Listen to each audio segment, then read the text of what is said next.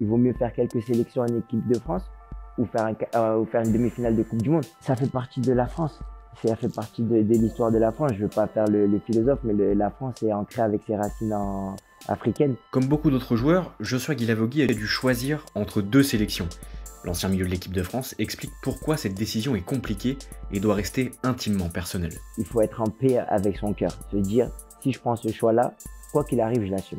Que ce soit une sélection en équipe de France ou une centaine avec une autre sélection, je le fais parce que je suis en paix avec mon cœur.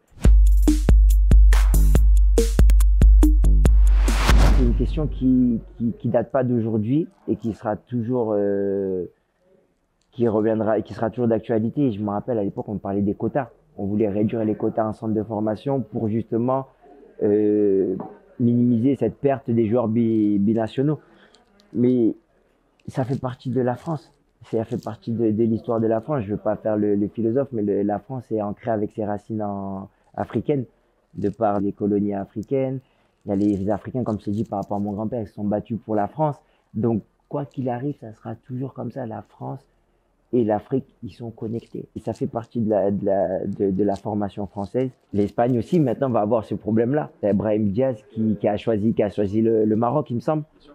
Alors que l'Espagne aussi, c'est une grande nation du football. Le football devient de plus en plus homogène. Mon époque, ou les générations d'avant, où on disait oui, le joueur africain, il perd de la valeur quand il joue pour l'Afrique. Alors qu'à l'heure d'aujourd'hui, tu as des très grands joueurs qui jouent pour l'Afrique. Tu as Sadio Mané, il a été combien? Troisième au Ballon d'Or, hein, une année. Mohamed Salah, tu as Riyad Mahrez, t'as Didier Drogba, tu avais eu Samuel Eto'o, tu as eu Yaya Touré. On regarde le parcours du Maroc en Coupe du Monde. Il vaut mieux faire quelques sélections en équipe de France ou faire une demi-finale de Coupe du Monde. Ce sont ces questions-là qu'il faut réellement se poser. Il ne faut pas que ça soit perçu comme un choix par défaut. Moi, comme je dis, j'ai aucun regret. Il faut être en paix avec son cœur. Se dire, si je prends ce choix-là, quoi qu'il arrive, je l'assume.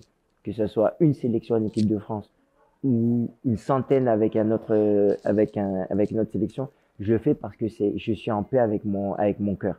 C'est une décision que j'ai prise et quoi qu'il arrive, il y aura peut-être quelque chose qui va pas se passer comme je l'avais imaginé, mais ça a été un choix et le plus important, il faut que le choix il vienne de lui-même, pas du sélectionneur. Parce que le sélectionneur aujourd'hui, tu es sélectionneur, demain tu es viré.